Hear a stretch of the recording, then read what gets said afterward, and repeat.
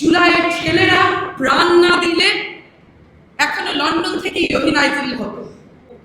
তাদের রক্তের উপর দাঁড়িয়ে যারা মন্ত্রী এমপির শপথ নিল তারা ভুলে গেল কাদের রক্ত আত্মত্যাগের বিনিময়ে তারা আজকে মন্ত্রী এমপি হয়েছে। 17 বছর আমরা লন্ডন থেকে অভিনাজিল হতে দেখেছি, কিন্তু জুলাইয়ের গণঅভ্যুত্থানে আমাদের ভাই বোনেরা আত্মাহুতি দিয়েছে, রক্ত দিয়েছে।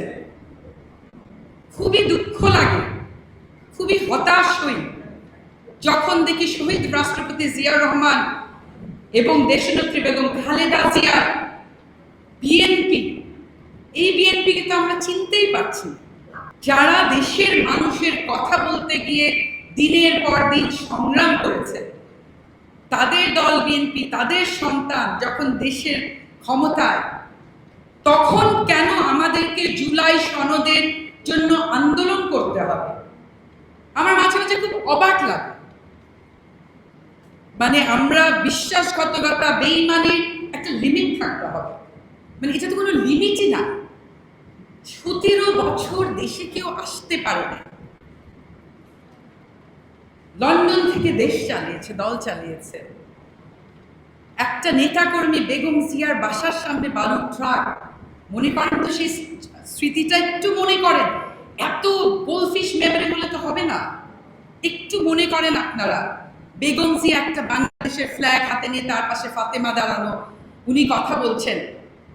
এই যে এত মন্ত্রী এমপি, সংসদে এত ভাষণ, এই আপনাদের কত ইলেকশন ইঞ্জিনিয়ারিং করে তো অনেক এমপি হয়েছে, সেই 200টা কেন 20টা মানুষকে তো বেগম জিয়ার বালুর ট্রাকের বস্তার ট্রাক যখন সামনে, তার পাশে দেখিনি।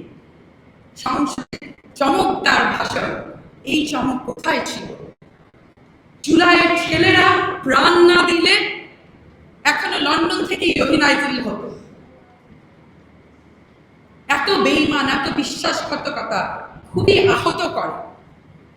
তারপরেও আশা আবার জাগে যখন দেখি এই যে আমার ভাই রাশেদ প্রধান চমৎকার ভাবে সত্যি কথা বলে যাচ্ছে। আমাকে অনেকে বলে যে তোমার ভাই এরকম করে সত্যি কথা বলে, মানে স্কেয়ার, ভয়ের বিষয় তো আছে।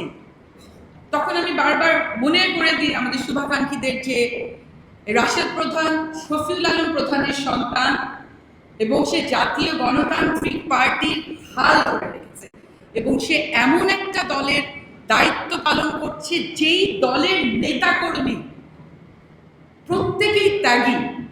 এটা আমাকে আজকে বলতেই হবে।